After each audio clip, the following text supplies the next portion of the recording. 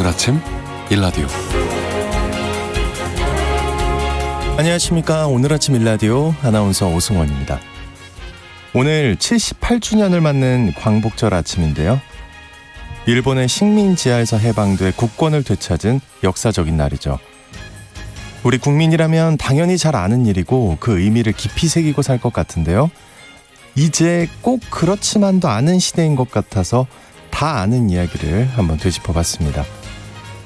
지금 Z세대라고 불리는 MZ의 G세대, 1990년대 중반 이후에 태어난 젊은 세대들 중에는 광복절을 잘 모르는 경우가 꽤 있다는 여론조사 결과가 나오기도 했는데요. 비단 젊은 세대들의 문제라기보다는 기성세대들부터가 광복절의 의미를 잘 알면서도 빨간 날 황금 연휴를 즐기는 그 이상의 의미를 잘 되새겨보지 않고 살고 있는 것 같고요.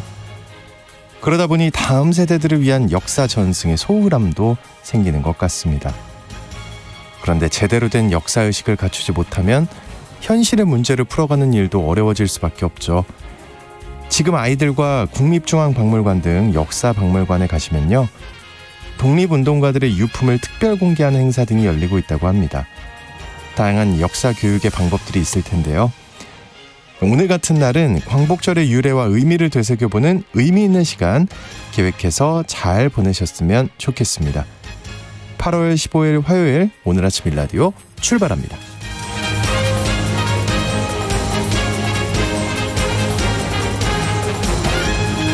오늘 아침 일라디오 이 시간은 물론 KBS 일라디오의 모든 프로그램은 유튜브 KBS 일라디오 공식 채널이나 모바일 콩 어플리케이션을 통해 실시간으로 함께 하실 수 있습니다. KBS 일라디오 채널 구독과 좋아요, 댓글 많이 부탁드리겠습니다. 화요일 시간에는 농수산 뉴스 시간 준비되어 있고요. 내년 9월부터 산란계를 대상으로 마리당 사육 면적을 넓히는 제도가 시행된다고 하는데요. 자세한 소식 살펴보겠습니다. 또 텃밭 가이드 시간 준비되어 있고요. 태풍 지나간 후 농가마다 몸살을 앓는 병충해 방제법에 대해 다양한 방법 살펴보겠습니다. 청취자 여러분, 궁금한 질문 있으시면 지금 많이 보내주시죠. 단문 50원, 장문 100원이 드는 유료 문자 샵 9730으로 보내주시기 바랍니다. 유익한 정보와 살아있는 이야기가 있습니다.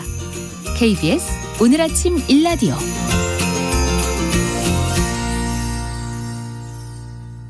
농수산 뉴스 시간입니다. 내년 9월부터 산란계를 대상으로 사육 면적을 넓힌다고 하는데요.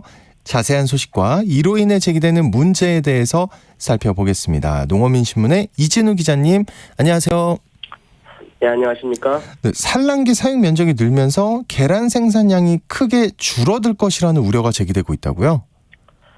그렇습니다. 내년 9월부터 산란계 마리당 사육 면적이 기존 0.05제곱미터에서 0.75제곱미터로 1.5배 늘어나게 되는데요. 개정된 축산법 시행령이 내년 9월부터 시행되기 때문입니다. 근데 이렇게 되면은 그간의 적용이 좀 유예되어 왔던 2018년 9월 이전에 양계장을 지어서 운영해 오던 산란계 농가 이들도 이 규정을 따라야 하게 되는데요. 네. 각종 환경 관련 규제로 인해서 사육 면적을 넓히기는 지금 어려운 상황이고요. 그래서 사육 규모가 줄 것이다, 이런 예상이 나오고 있는 겁니다. 그러면 같은 면적이라면 어느 정도 이 사육 마리수가 줄어들게 되는 건가요? 예를 들어 보면은 1000제곱미터당 한 2만 마리 정도를 사육하는 농가가 있다, 이렇게 생각을 해보면요. 네. 이것을 추가로 유추해 보면은 이게 마리당 사육 면적이 이전부터 1.5배 정도 늘어나는 것이니까 13,000마리 정도로 사육 규모가 줄어들 것으로 이렇게 추정이 되고 있습니다. 그만큼 농가가 생산할 수 있는 계란의 양도 줄어들 것이고요.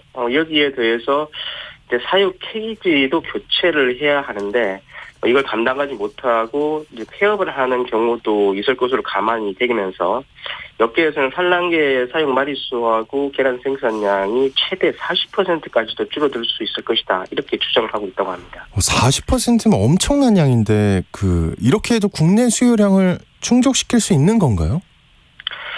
이 업계의 예상치가 이렇게 나오다 보니까 수요량 문제뿐만 아니라 이제 가격도 큰 폭으로 오르지 않을까 하는 우려가 제기가 되고 있는 건데요.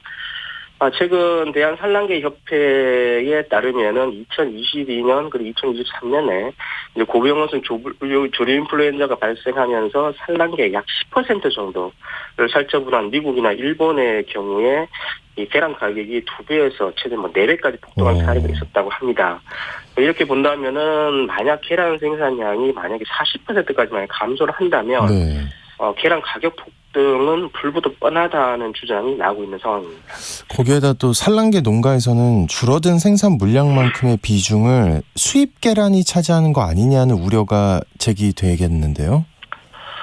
그렇습니다. 우리나라도 이제 고병원성 조류 인플루엔자가 발생해서 산란계를 많이 살처분 할 때마다 이 계란 생산량이 급감을 했었고요.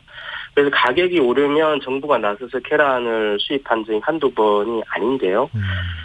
그래서 산란계 협회에서는 내년 9월부터 적용되는 사육 면적 기준, 이게 적용이 되면은 국내에서 적용되는 사육 면적 기준보다 더 열악한 사육 환경에서 생산된 계란은 수입하지 말 것. 그리고 또 소비자 가격이 일정 수준을 넘어도 가격 억제책을 정부가 좀 쓰지 말 것. 여기에 더해서 생산량 감소에 따른 농가 손실을 보전해 줄 것 등을 요구하고 있는 상황입니다. 정부는 어떤 입장인가요? 일단 정부 농식품부는 지나친 예단이라는 입장이고요. 이게 2018년 9월 이후에 강화된 규정에 따라서 신규로 허가를 받은 산란계 농가가 전체 산란계 농가의 한 20% 정도 수준이 되고요. 또 이 적용 시기에 맞춰서 시설 투자를 해서 이제 확대를 고려하고 있는 농가도 일부 있다.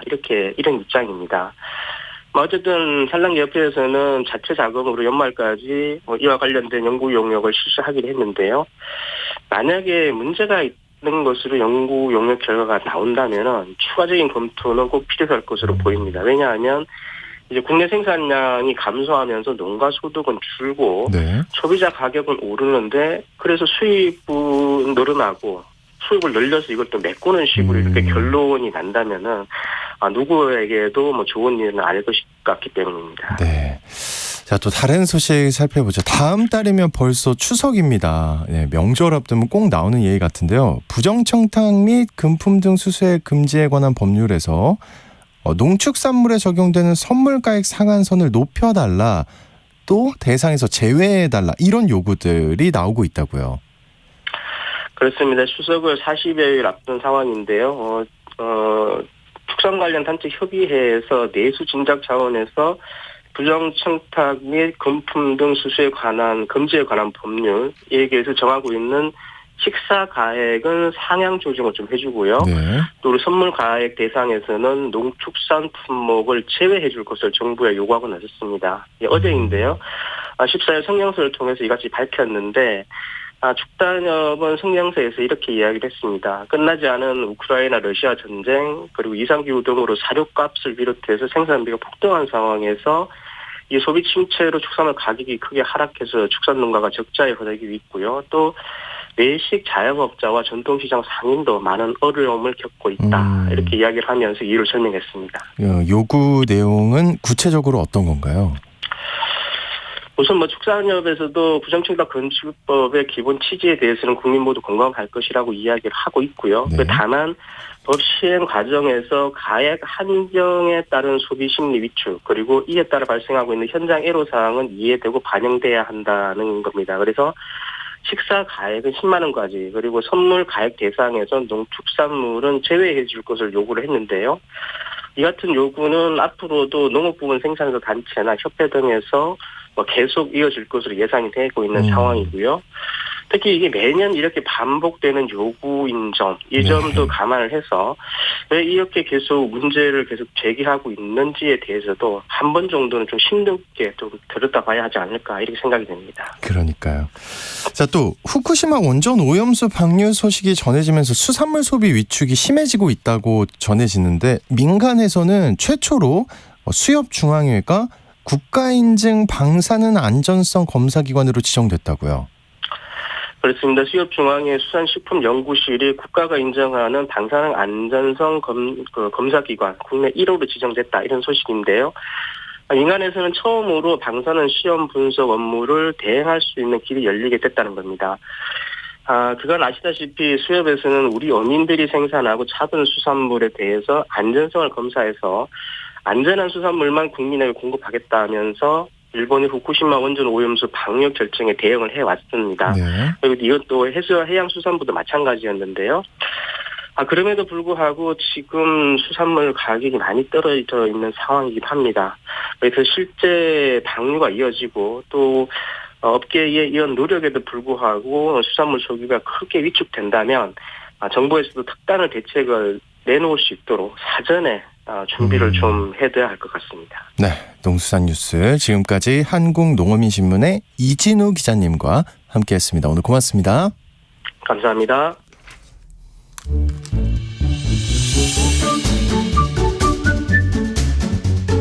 아침을 여는 기분 좋은 습관.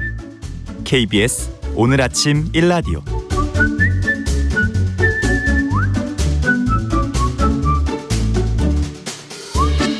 도시농부들의 텃밭 가이드 수원 씨앗도서관의 박영재 관장님과 함께합니다. 안녕하십니까? 네, 안녕하세요. 네, 여러분 오늘 텃밭과 관련해서 궁금한 점이 있으시면요. 단문 50원, 장문 100원이 드는 유료 문자 샵 9730으로 지금 바로 문자 보내주시기 바랍니다.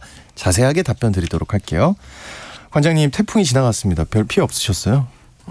청취자 여러분들 피해 없으셨는지 좀 궁금한데요. 네. 네. 저는 태풍이 지나가는 동안 부여 지역에서 토종 씨앗 수집을 하고 있었습니다. 예. 마을 이장님들이 중심으로 해가지고 아주 분주하게 뛰어다니셔서 피해 경감을 위한 노력을 많이 하고 있는 모습을 볼 수 있었는데요. 그런 노력 덕분인지 좀 큰 피해는 없이 지나간 듯합니다. 제 밭에도 피해는 없고요. 네. 다행이네요. 예. 네. 재난에 대한 대비는 지나치게 해도 과하지 않다고 합니다. 그래야 피해를 예방할 수 있기 때문인데요. 이미 닥치고 나면 복구만 남기 때문이죠. 그렇죠. 8월, 9월은 또 태풍의 계절이죠. 예, 태풍은 또 올 거고요. 그래서 대비 잘 하시기 바랍니다. 네. 근데 그 태풍 이후에 질문을 굉장히 많이 받고 있다고 들었습니다. 관장님이. 네. 태풍 때문이 아니라 이제 폭염기가 되면서 극성인 이제 병해충에 대한 질문들이 대부분입니다. 병해충과 또 이제 생리장애 현상은 밭을 만들면서부터 시작이 되는데요. 이미 병해가 닥치고 나면 그 복구가 쉽지 않은 것이 또 농사의 특성입니다.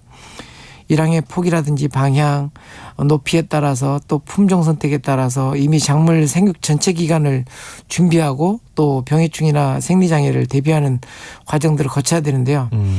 이것을 병해충 방지에 있어서 재배적인 방식이라고 얘기를 합니다. 재배적인 방식이요? 네. 병해충 방지에서? 이게 뭐예요? 재배적인 방식? 병해충 방제는 이제 여러 가지 재배적인 방식, 물리적인 방식, 생물학적인 방식 또는 이제 화학적인 방식이 있는데요. 네. 그 중에서 이제 재배적인 방식은 우선 이제 저처럼 토종은 이제 병해충이 굉장히 강하거든요. 그래서 토종을 심는다든지 이런 식으로 해서 병에 강한 품종을 선택하는 게 가장 처음부터. 중요하고요. 네. 예. 그리고 봄에 심었던 작물을 고려해서 밭을 만들어야 합니다. 감자나 고추를 심었던 자리에는 배추나 물을 파종하면 좋고요. 그리고 토마토를 심었던 자리에는 당근이라든지 쪽파와 같은 작물들 심는 것이 좋습니다. 이런 식으로 이제 돌려짓기를 잘 하는 거죠. 네. 그다음에 완숙된 거름으로 밭을 만들고 물 빠짐이 중요한 작물은 일항을 높이고 물이 필요한 작물은 일항을 넓히고 낮추는 방식으로 이렇게 밭을 준비합니다. 이때 중요한 게 악취가 나는 미숙퇴비는 병해충의 원인이라는 겁니다. 반드시 퇴비를 뿌리기 전에 냄새를 맡아서 흙냄새가 나는 퇴비를 밑거름과 윗거름으로 활용해야 합니다. 그리고 쪽파처럼 공간을 많이 차지하지 않는 작물들을 무나 배추 사이에 심으면 병해충을 예방하는 효과가 있습니다. 그래요? 예. 네. 서로 성장을 방해하지 않고 또 도움을 주는 작물이라고 해서 이런 작물들을 동반 작물이라고 합니다. 이렇게 그 이전 작물과 다른 작물로 돌려짓기하고 또 상호 도움이 되는 작물과 섞어짓기를 하는 것이 이런 재배적인 방식이라고 할 수 있습니다. 야, 근데 동반 작물 이름이 참 좋네요. 네. 거름은 어떻게 줘야 되나요? 네. 윗거름은 질소질 성분 위주로 줘야 하지만 성장 후반기에는 칼슘, 칼륨, 붕소, 마그네슘 중심으로 해서 미량 원소를 공급하는 방향으로 해서 식물 세포벽을 강화시켜서 병해충에 강한 작물을 만들어 나가야 합니다. 농업기술센터나 지자체 가면 이제 무료로 나눠주는 미생물도 있거든요. 농업용 미생물도 틈틈이 줘서 토양 내 미생물이 활성화될 수 있도록 해야 합니다. 토양 내 양분을 뿌리로 옮겨주는 역할도 하고요.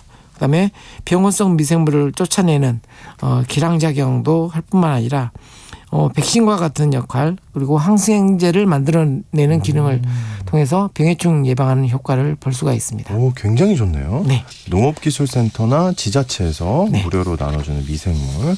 자, 또 어떤 점을 관리해야 할까요? 풀 관리와 물 관리도 중요합니다. 네. 풀이 많아 습도가 높아지면 곰팡이성 질병이 많아집니다. 풀을 주변에 잘 제거해서 습도가 높아지지 않도록 관리해야 하고요. 물도 너무 많으면 안 되니까 아침 저녁으로 적정량으로 공급되어야 합니다. 그 다음은 또 이제 물리적 방제가 있는데요. 네, 물리적 방제는 뭡니까 또? 예, 병해충을 직접 잡아주기는 방식입니다. 그렇다고 손으로 이렇게 잡을 수도 있긴 하지만 네. 한냉사와 같은 방충망을 이렇게 씌워줘서 접근을 막는 방법도 있고요. 그리고 이제 해충들이 좋아하는 냄새를 풍겨서 유인살충하는 방법도 있습니다. 산에 인접한 텃밭에는 달팽이와 민달팽이가 많은데요. 페트병에 구멍을 뚫어서 맥주를 넣어주고 그 속에 담뱃가루를 털어 넣어주면 얘들이 맥주를 좋아하거든요. 아, 그래요 또? 예. 술을 좋아해요? 예, 맥주 냄새에 유인돼서 들어왔다가 담배 냄새에 죽습니다. 아유, 이게 술, 담배가 사람만 죽이는 게 아니군요. 네. 나방류들은 유인하는 등을 켜놓고 여기서 빠지면 이제 헤어나올 수 없도록 물을 이렇게 좀 대야에다가 물을 부어 놓으면 네. 물에 빠져 죽습니다. 오. 근데 또 물에 기름을 조금 부어 놓으면 이렇게 나방이 빠졌다 이렇게 빠져나오는 것을 막아서 이렇게 날아가지 못하게.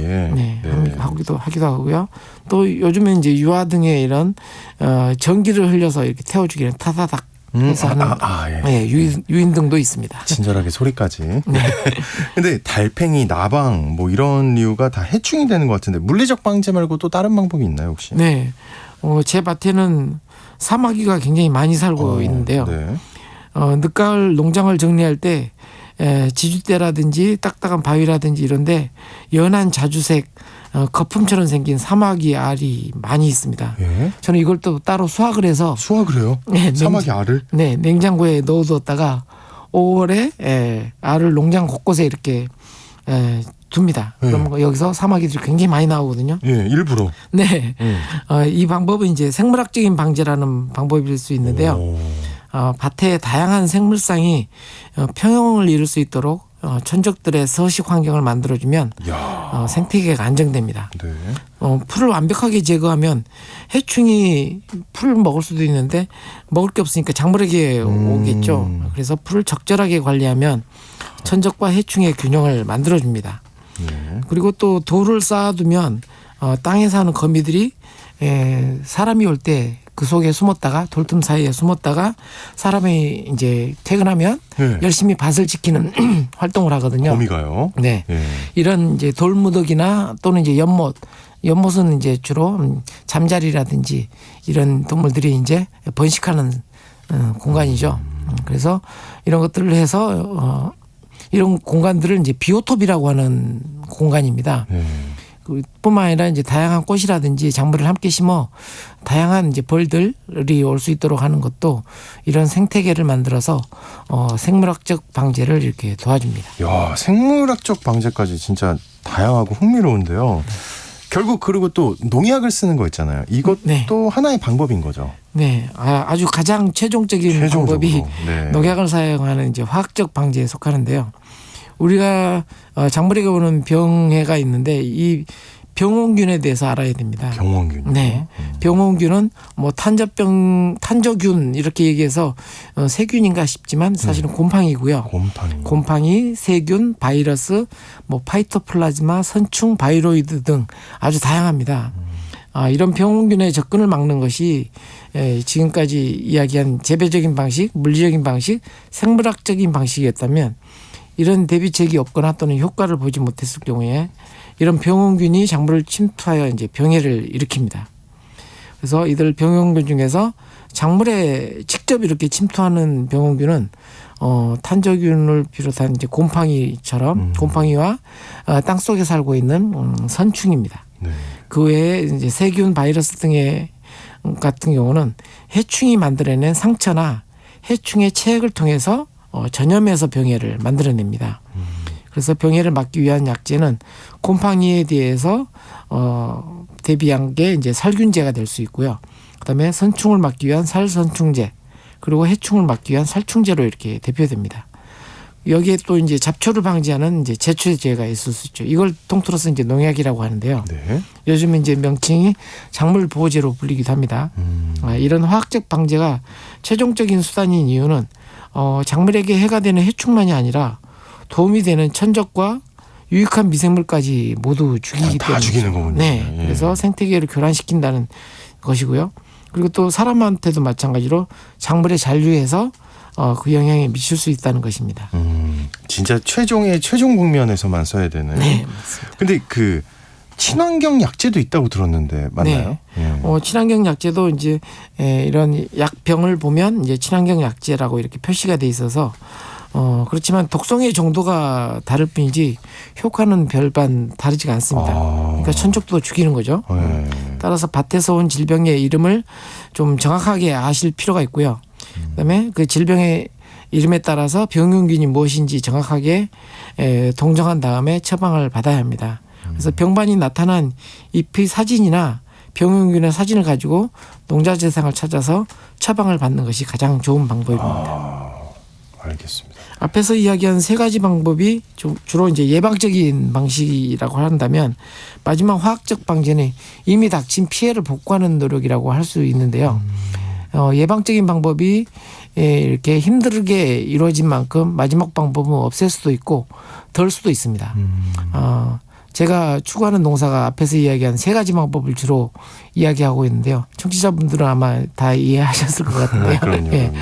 네. 그리고 앞으로도 이런 좀 미리 예방적인 방식으로 해서 닥친 이후에 그걸 복구하려고 하는 노력을 좀 더는 방식으로 농사를 해 주시기 바랍니다. 네. 자, 이제 청취자분들이 보내주신 질문 살펴보겠습니다. 지난주에 답변 못 해드린 질문부터 한번 살펴볼게요. 6835님인데요. 김장 배추를 심어야 하는데 민달팽이가 다 갉아먹는데 이 민달팽이 퇴치법 좀 알려주세요 하고 보내주셨어요. 네, 아까 얘기했는데. 네. 그렇게 이제 유인 살충하는 방식이 가장 좋고요.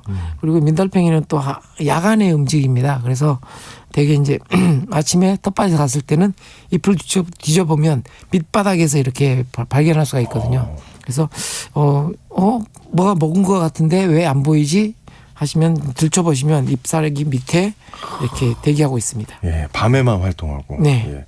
0505님이 김장배추 병충해 예방을 위한 방법 좀 부탁드립니다. 네. 역시 네. 앞에서 뭐 여러 방제법을 얘기해 주셨지만 네. 김장배추는 어떻게 하면 좋을까요? 배추 모종을 심으실 때 한냉사라고 하는 방충망이 있습니다. 네. 이걸 뒤집어 씌워서 벌레들이 산란하지 않도록 그리고 벌레들이 접근하지 못하도록 이렇게 하는 게 처음부터. 중요합니다. 예. 네. 현상원님이 팥도 콩처럼 자란 순을 쳐줘야 하나요? 하고 보내주셨어요. 네. 요즘 이제 땅이 너무 비옥해져서 채소 농사는 이제 거름으로 키우기 때문에 콩 농사하고 팥 농사가 어려워졌어요. 왜냐하면 너무 키가 커버리면 쓰러지거든요. 네, 그래서 되게 이제 콩은 순지르기 하는 방법이 있지만 팥 같은 경우는 순지르기를 했을 경우에는 계속 자라면서 또 꽃이 피어나는 작물이라 순지르기를 할 수가 없습니다. 네. 그래서 콩은 따로 이렇게 팥은 따로 이렇게 순을 지르지 않고요. 잎사귀를 좀 너무 위쪽에 달리는 잎사귀들을 몇 개씩 이렇게 따주는 방식으로 해주시고 순은 지르지 않으셔야 됩니다. 네. 또 박외숙님이 팥에 오래 두니까 벌레가 팥 안에 생기더라고요. 왜 그런가요? 하고 보내주셨는데 그 뒤에 질문은 먹으면 안 되나요? 하고 또 네. 팥이라든지 완두라든지 강낭콩 그리고 콩 종류에는 이제 바구미가 이렇게 구멍을 뚫고 들어갑니다. 그래서 알을 쓸기도 하고 또 이제 갉아먹죠. 그래서 이렇게 팥을 오래 둬야 한다고 한다면 일단은 바싹 말려야 되고요. 그다음에 보관 방법을 페트병이라든지 이런 병에다가 보관하시면 그런 바구미가 쓰는 일들을 막을 수가 있습니다. 네. 그리고 오랫동안 두고 드실 거면 이제 냉장고에 보관하는 방법도 좋은 방법입니다. 그리고 이제 벌레가 구멍을 뚫어놓고 그래서 좀 깨름직하긴 하지만 드셔도 상관없습니다. 상관없다. 네. 네. 2569님이 고추가 아직 빨갛게 익지를 않습니다. 어떤 영양소가 부족한 걸까요? 하고 보내주셨어요. 네. 고추가 빨갛게 익지 않는 것은 영양소 부족이라기보다는요. 고추는 어차피 이제 열매가 열리고 일정 기간 경과한 다음에 이렇게 이제 광합성이 다 끝나면 이렇게 자연스럽게 붉어지거든요. 영양소 부족 문제는 아니고요. 좀 기다려 보시기 바랍니다. 시간 부족. 네. 알겠습니다. 2315님이 쪽파 심을 때 상부를 얼마나 잘라내고 싶나요? 하고 보내주셨어요. 네. 쪽파를 심을 때 이제 밑에 있는 마른 뿌리도 걷어내고 위에를 이제 살짝 잘라줘서 이렇게 심어야 이제 그 새끼치기를 굉장히 많이 하고 왕성하게 자라는데요. 위에서 자라는 이렇게 까보시면 이제 새로운 초록색 싹이 이렇게 나고 있거든요, 이미. 그 부분이 잘려도 어차피 또 안에서 또 새로운 나와요. 싹이 나오기 때문에 걱정하지 않으셔도 되고요. 과감하게 자르셔도 됩니다. 과감하게라고 하면 어느 정도? 뭐 초록색 싹이 나와 있는 부분을 잘라도 상관없습니다. 괜찮다. 네네. 네. 0055님이 고구마 줄기의 하부부터 중간에 잎자루가 낙엽지면서 떨어져요. 왜 그럴까요? 열매가 안 열릴 것 같아요. 하고 보내주셨어요. 네. 지금 이제 고구마가 한참 밑에 있는 잎들은 이렇게 낙엽이 지고 있거든요. 왜냐하면 고구마 줄기가 계속 층층이 이렇게 겹쳐져서 위에 있는 잎들이 광합성을 하고 아랫잎들은 햇볕을 윗잎에 의해서 햇볕이 가려져 있기 때문에 못 받아서. 자기 역할을 못하기 때문에 이렇게 지는 거거든요. 네. 그래서 고구마 줄기를 과감하게 이렇게 순지르게 하는 방식으로 고구마 줄거리를 이렇게 수확해서 드시는 그런 일들을 맛있죠. 좀 해주셔야 예, 좀 고구마 밑이 잘 들고요. 그리고 헛뿌리가 땅에 뿌리 내리지 않게 하는 방법입니다. 네. 965 하나님이 강화도 순무를 재배해 보고 싶은데 언제 파종하면 좋을까요? 하고 보내주셨어요. 다른 지역에선 또 재배가 안 되나요? 궁금하네요. 네. 보내주셨어요. 순무가 강화도 특산물이라 다른 지역에서도 안 될 거라고 생각하시는 분들 많은데요. 저도 그렇게 생각했는데 아니군요. 예, 순무는 땅을 가리지 않습니다. 아주 잘 되고요. 순하군요. 예, 순합니다. 네. 예. 그리고 지금 8월 15일, 9월 초 이렇게 8월 말 9월 초에 이렇게 파종하시면 김장 때 순무김치를 또 따로 이렇게 담그실 수가 있습니다. 네. 538 하나님이 아파트 베란다에 고추를 심었어요. 키가 엄청 자랐는데 네. 고추는 안 열립니다. 왜 그런 걸까요? 하고 네. 고추는 열매가 맺으려면 꽃이 이렇게 아래로 피기 때문에 자가 수분을 하거든요. 그래서 고추꽃이 흔들려야 합니다. 그래서 베란다 안에 이렇게 키우신다면 인공적으로 붓을 들고 이렇게 인공 수분을 시켜주신다든지 아니면 베란다 문을 주기적으로 이렇게 열어주셔서 바깥에 있는 바람에 의해서 꽃이 흔들거려서 이렇게 수분이 될 수 있도록 꽃가루가 수분이 될 수 있도록 해주셔야 합니다. 야, 또 꽃이 흔들려야 수분이 되는 거였군요. 네. 네. 2055님, 방울토마토가 잘 크다가 갑자기 시들어 죽는 이유가 뭘까요? 하고 보내주셨어요. 네. 아마 이제 장마철 이후에 이런 작물들이 많은데 지난주에도 가지가 그렇다고 하시는 분도 계셨었는데 네. 이게 뿌리 자체가 물에 이렇게 침수되었을 경우에 이런 증상이 나타납니다. 그래서 이제 청고병이라고 풋마른병이라고 그러니까 이파리가 노랗게 시들면서 죽는 게 아니라 퍼른 상태에서 그냥 이렇게 시들어 버리거든요. 예, 그래서 배수 관련돼서 나타난 증상이고요. 배수. 예, 이후에는 좀 심으실 때 그런 배수를 신경 써서 이렇게 심으시기 바랍니다. 네. 9862님, 장마가 온 뒤로 고추잎이 노랗게 되어 따주고 고추나무 위쪽 잎만 남았는데 괜찮을까요? 하고 보내주셨어요. 네. 아랫잎이 이렇게 노랗게 되는 이유는 이제 옷걸음 부족 문제인데요. 걸음 부족. 네. 왜냐하면 이제 오래된 잎에서 새로운 잎으로 이제 걸음이 이동을 합니다. 특히 질소 성분이 그런데요. 그래서 아랫잎들이 아마 이제 노랗게 되고 윗잎으로 이렇게 이동이 돼서 이렇게 하는 증상입니다. 근데 지금 이제 주기적으로 계속 고추를 따줘야 되는 시기라서 질소 성분의 걸음을 하는 건 좀 그렇고요. 예, 그리고 지금 남아있는 잎으로 열리는 고추를 수확하는 것으로 만족하셔야 할 것 같습니다. 그렇군요. 8998님이 그 약국에서도 철물점에서도 붕사를 파는데 그걸 뿌려도 되나요? 하고 보내주셨어요. 네. 약국에서 파는 붕사는 아마 이제 집안에 들어오는 바퀴벌레라든지 개미를 퇴치하기 위한 약재로 네. 파는 거고요. 그다음에 철물점에서는 용접을 할 때 산화물을 제거하는 게 이제 붕사의 역할이거든요. 예, 워낙 붕사가 이제 다양한 역할을 합니다. 예. 상관없습니다. 예. 오, 상관없어요. 네, 뿌려도 상관없습니다. 오, 저는 그래서 안 되는 줄 알았는데 상관없다. 네. 알겠습니다. 또 지금 들어온 질문들 좀 볼게요. 4939님이 고추 말고 연작하면 안 되는 작물에 대해 알고 싶어요. 꼭 알고 싶습니다. 관장님 시간 늘려주셔서 행복하고 고맙습니다 하고 보내주셨어요. 네. 아, 예. 감사합니다. 네. 고추 작물이 이제 연작 피해를 가장 많이 보는 작물이긴 한데요. 요즘은 이제 경제 작물이라고 해서 고추밖에 이렇게 돈으로 바꿀 수 있는 그런 훌륭한 작물이 없거든요. 그래서 밭은 제한되어 있고 네. 계속 연작할 수밖에 없는 그런 상황인데요. 그래서 이제 요즘은 거름도 좋고 또 토양 살충제도 좋은 게 많이 나와서 그것에 의존해서 계속 연작을 하십니다. 근데 연작이라고 하는 것들은 이제 땅 속에 남아있던 미량원소라든지 이런 걸 고갈시키기 때문에 그런 어떤 미네랄 관리라든지 이런 걸 잘 하시면 연작 피해가 있더라도 그걸 이제 예방할 수 있는 이겨낼 수 방법이 있다. 이겨낼 수가 있습니다. 네. 그 고추 이외에도 배추라든지 우리 무라든지 이런 작물들도 연작 피해가 있고요. 딸기라든지 다른 작물들도 다 연작 피해가 있습니다. 그게 이제 크고 작고의 차이일 뿐이지 연작 피해는 다들 있고요. 근데 그것을 이제 지혜롭게 하는 방법은 이렇게 미량 원소들을 어떻게 하면 밭에 충분하게 공급할 거냐 이것에 달려 있다고 봅니다. 가장 좋은 방법은 다른 작물로 또 이렇게 돌려주기 하는 게 가장 좋고요. 네네. 고추 말고도 또 배추도 그런 게 있고 조금씩은 다 있다. 네. 네, 8273님이 고구마 순이 1m를 넘으면 잘라줘야 알이 굵다고 하는데 맞나요? 하고 보내주셨어요. 맞아요? 길이로 따질 부분은 아닌 것 아니에요. 같고요. 그거 예. 어떤 걸 따져야 돼요? 네. 그러니까 이제 줄거리가 이게 땅 속에 핫뿌리를 내리거든요. 그러면 뿌리 내린 데마다 고구마를 달려고 해요.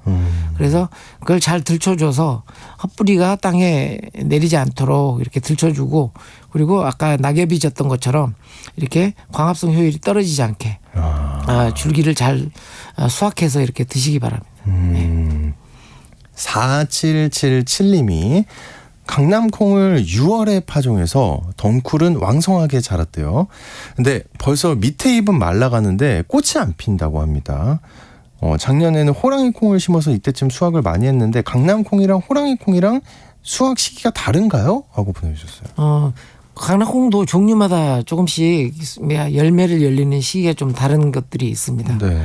예, 그래서 아직 노란 잎이 졌다 하더라도 한여름에는 너무 폭염기라서 콩들도 이제 생존 버티기에 들어간 상태거든요. 예. 그래서 날이 약간 좀 서늘해지면 또 꽃이 열심히 피고 또 열매가 달릴 겁니다. 그럼 지금은 안 피겠네요. 네, 지금은 이제 제 밭에도 안 피고 있더라고요. 봄에 열심히 피다가 근데 이제 신기해요. 기다리고 있습니다. 저도. 네.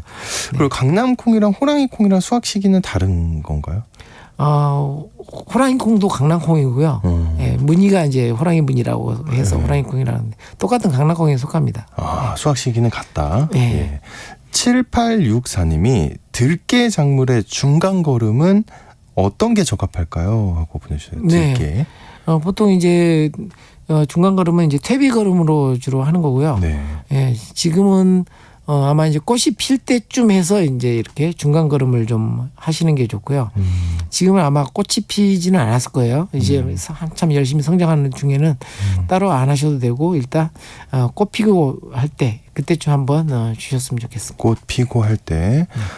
그리고 9560님 들깨가 시들어 죽었는데 원인이 뭘까요? 또 0432님은 들깨를 많이 심으시네요. 여러분들이. 네. 0432님은 또 들깨를 심었는데 군데군데 원인 모르게 마르다가 까맣게 말라서 죽는데요. 네. 네, 수분 부족 같아서 물도 주고 살균 살충 방제도 2번 했는데 같은 현상입니다. 도대체 왜 그럴까요? 이거 많이 죽나 본데요, 들깨들이. 우리 그 나라에서 가장 많이 심는 작물이 들깨인 것 같아요. 네, 농촌 마을 돌아다녀 보면 정말 들깨를 많이 심으시더라고요. 왜 그렇죠? 네. 주로 이제 그 새 피해라든지 고라니라든지 이런 그 야생 조수의 피해를 가장 덜 받는 게 이 들깨 작물이거든요. 그리고 또 경제 작물로 또 괜찮습니다. 그래서 들깨를 많이 심으시는데요. 그래서 들깨는 주로 이제 경사지에 이렇게 배수가 잘 되는 곳에 심게 되는데 주로 이제 물 빠짐이 안 좋거나 이러면 뿌리 쪽이 썩어서 이렇게 말라 죽는 물빠짐. 그런 증상이 있습니다. 그래서 혹시 물빠짐 관련해서 좀 밭을 한번 잘 돌아보시기 바랍니다. 근데 이렇게 막 그 수분 부족 같아서 0432님 이미 물도 줬다. 그리고 방제도 2번 했는데 같은 현상인데 이런 경우는 뭔가 좀 물이 부족했을까요? 어떤 수분 부족은 아닌 것 같아요. 오히려 뿌리 쪽이 좀 안 좋은 영향인 것 같고요. 그래서 뭐 뿌리 쪽의 영향이라면 그렇게 이제 살충제, 살균제보다는 이제 토양 처리제가 낫죠. 토양 처리제. 토양 소독. 예. 알겠습니다. 그 7495님이 안녕하세요. 매일 아침 잘 듣고 있습니다. 토마토 모종 5포기를 심었는데 하나에만 열리고 나머지 4개는 열리지가 않아요. 이러면 속상할 것 같아요. 똑같이 심었는데. 네, 왜 그럴까요? 키는 아주 큽니다. 이렇게 하고 보내셨네요. 네. 너무 이렇게 비좁게 심어도 이렇게 바람이 서로 통하지 않으니까 꽃이 피었는데도 이렇게 수분이 안 되는 경우가 있거든요. 네, 그래서 수분 관련해서 좀 문제가 있는지 않은지 한번 잘 살펴보시기 바랍니다. 어차피 크게 자랐으니까 꽃은 폈을 거고 또 이제 열매도 달릴 정도가 됐을 텐데 아마 수분이 원활하지 않은지 한번 살펴보시기 바랍니다. 네. 8273님이 고추 관련 질문입니다. 익은 고추를 따고 나서 바로 탄저병이나 나방약을 줘야 하나요? 그리고 웃거름도 바로 줘야 하나요? 고추를 따서 이틀 정도 푸대에 넣어서 숙성 후에 말려야 한다고 하는데 그 말도 맞는지요? 하고 질문을 3개 보내주셨어요. 네. 바로 따고 나서 탄저병이나 나방약을 줘야 하나요? 이거 맞나요? 지금은 이제 탄저병이 굉장히 많이 오는 시기라서 요즘 농가마다 고추에 탄저약 뿌리느라고 바쁘시더라고요. 네. 그런 이제 약을 주셔도 되지만 이제 아까 이전 시간에도 말씀드렸듯이 풍산칼슘, 풍산칼슘을 뿌려줘서 고추가 좀 튼튼하게 자랄 수 있도록 도와주시는 것도 필요합니다. 그리고 웃거름은 이제 풍산칼슘이 그걸로 될 것 같고 그러면 이건요? 이 고추를 따서 이틀 정도 푸대에 넣어서 숙성 후에 말려야 한다고 하는데 이거는 맞는 건가요? 네, 맞습니다. 고추는 따자마자 열을 내기 때문에 그 열을 내는 것을 바로 태양초 만들겠다고 햇빛에 말리게 되면 하얗게 너무 열을 타버립니다. 받아서. 어른들은 이제 희날이 진다고 그러는데요. 이렇게 돼버립니다. 그래서 고온으로 이렇게 좀 숙성시킨 다음에 햇볕에 말려서 해야 됩니다. 안 그러면 바로 고온 건조기에다 이렇게 넣으셔서 말리면 뭐 별도의 그런 조치는 안 하셔도 됩니다. 그렇군요. 9136님이 무씨를 파종했는데 참새가 무씨를 먹어서 검은 비닐을 싹트기 전까지 덮었대요. 네. 근데 뜨거워져서 괜찮을까요? 이렇게 보내주셨네요. 글쎄요. 무씨 뿌리고 나서 뭘로 덮어놓는 것 같은 경우는 저 같은 경우는 이제 풀로 덮어줍니다. 어떤 거요? 초록색을 띠고 있는 풀을 덮어줍니다. 왜냐하면 새들이 작물을 이렇게 씨앗을 파종하고 풀로 덮어주면 잘 꺼내 먹지 않습니다. 풀로 이렇게 하면. 네네. 왜냐하면 이제 풀숲에 뱀들이 있잖아요. 새들이 싫어하는 게 뱀이거든요. 그래서 저는 풀로 덮어주는 방식으로 합니다. 그 까만 걸로 해주면 보통 무씨는 한 3일이나 4일이면 싹이 올라오거든요. 네. 혹시 또 이렇게 걷어내는 걸 까먹어서 그냥 또 타버릴 수도 있습니다. 반드시 좀 파종한 이후에 자주 들춰보셔야 됩니다. 근데 혹시 뱀을 안 맞으시려면 어떻게 방법이 있나요?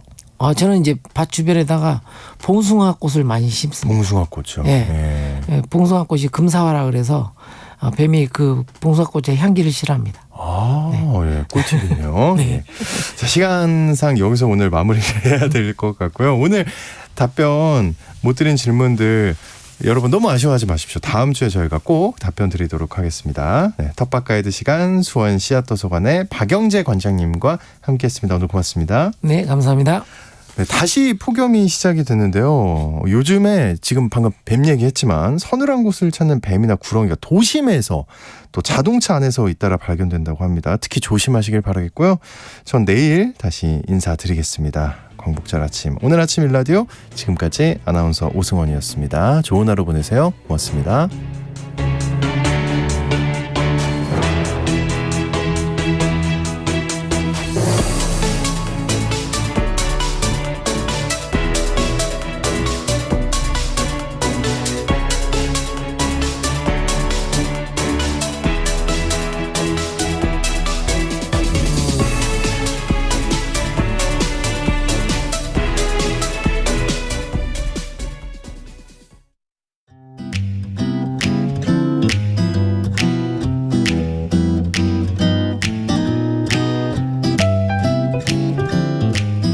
안녕하세요.